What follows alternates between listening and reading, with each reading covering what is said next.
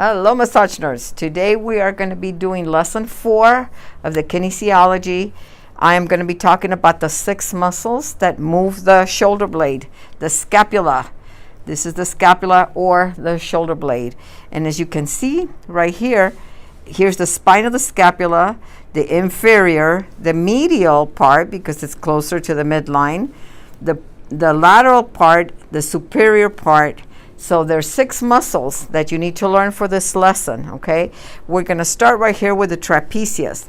The origin of the trapezius is at the occiput and all the way to the T12. These are all origins.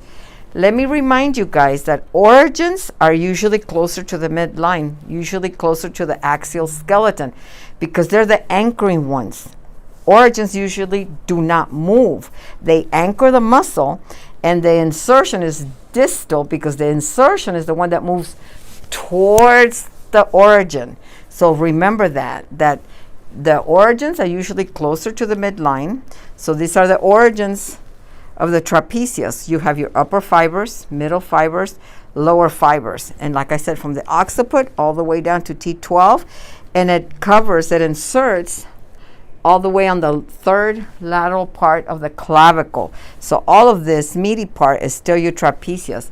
It covers part of the spine of the scapula. It doesn't cover all the scapula, just part of it. It lays on top of the spine of the scapula and comes down. And I only drew it on one side so that I could show you the rhomboids on the other side. But you do have the whole trapezius, obviously would cover all the way over here too, on this side too. So then now we move on to the rhomboids. You have your rhomboids minor and major on the bottom. Rhomboids minor originates from C7, and if you bend your head forward, the one that sticks out the most, that's C7. So it originates from C7 to T1 and 2, and then it inserts on the medial part of the scapula. And the major originates from T2 to T5 and inserts here on the medial part of the scapula.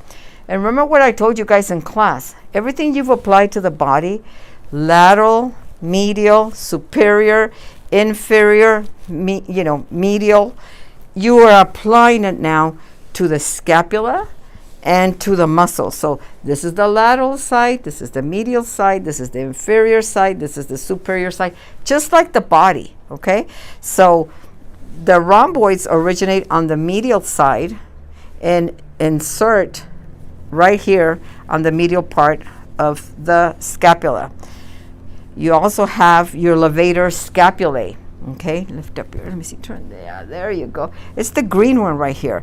So this one originates from C3, 4, and 5, and it inserts on the upper third of the scapula right here. Okay, this one twerks. It twerks. There's a little knot right here. A lot of times massage therapists think, oh, I got to work that out.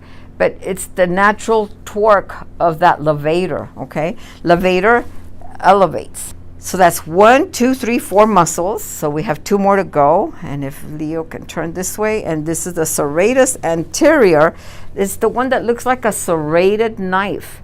If you can really see it, it originates from ribs 2, 3, 4, 5, 6, 7, 8, 9. And then it inserts on the lateral. This would be the lateral part of the scapula. And this one helps, along with the triceps, is the one that helps to deliver a punch. So this is the serratus anterior. Now we move on to the pec minor.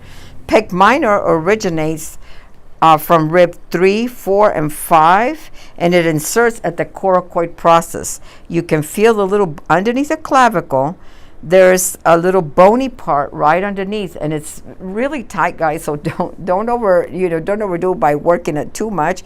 But this is the coracoid process of the scapula. Remember I was telling you guys in class that the scapula is in the posterior, but that little hook, finger-like hook, comes along, and then it's right here in the anterior part. And that's where the pec minor inserts. And it's also the origin of the short head of the biceps and the coracobrachialis. So you have three muscles that attach right here, two that originate, but they're not part of the scapular movement. I'm just giving you that bit of information. But the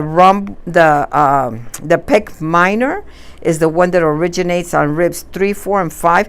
The pec minor is known as the nerve entrapper because we have a plexus of nerves that goes through here. And a lot of times this contributes to thoracic outlet syndrome, where it puts pressure. It brings down, if your pecs are tight, it puts pressure on the clavicle, and it can press against the axillary nerve and the axillary tendon. So it's very important for you to work these muscles here if somebody has thoracic outlet. Let me see. Another thing that I want to talk to you guys about is the trapezius, is known as the coat hanger's muscle, because if you hang up a shirt with a coat hanger, it'll look like a shirt. Okay, so this is known as the coat hanger's muscles. The rhomboids is two muscles, but we usually say rhomboid or rhomboids. It's rhomboid minor, rhomboid major, but they usually just call them rhomboids, and they look like a Christmas tree. They are on both sides, but I just drew it on one side, but it looks like a little Christmas tree. And then the levator, it's for elevation. Oh, let's talk about the movements of the scapula. So you have your elevation where you raise your shoulders up. That's elevation. So think about what muscles will you think are moving this? The levator and the upper fibers of the trapezius. So then depression would be from the serratus anterior and the lower part of the trapezius. Okay, then you have protraction moving forward. What muscles would you think are moving going forward? The pec minor, right? And the serratus help with protraction. Now retraction, what would that be? The rhomboids. They're pulling you back. So I really want you guys to start thinking about the fibers of the muscles. How do they go? What movement would they do? Like these right here, they're gonna, retract. This going up, the fibers like this, they're going to elevate. This down here is going to pull down, and depress. And you also have your upward rotation of the scapula, where you move your arms up, and this raises, the scapula. So that would be also the serratus anterior and the pec minor and the upper fibers of the trap. So you can see how the muscles bring your arms up and then move the arms down. So then that will be the muscles here pulling it back down. So I really want you guys to start thinking, how do the muscle fibers go in order to make the movements? And, I think, these are only 6 muscles from lesson 4. Next time it'll be the shoulder, and that's a lot more. The muscles that move the shoulder are a lot more than the ones that just move the scapula. So I think that's about it for lesson 4. So there's 6 muscles. The levator that elevates, the rhomboid minor, major, trapezius, and we have 3 upper trap, middle trap, and lower trap. The serratus that looks like a serrated knife, and the pec minor. So I hope that helps you. Make sure you draw them. This is going to be your homework, to draw them. Find a body, or you can't do the ones on your back, but this is going to be part of your homework, guys. So I hope this helps you and helps anybody else out there that wants to learn the muscles. So until the next time, and thank you, Leo, for being my model.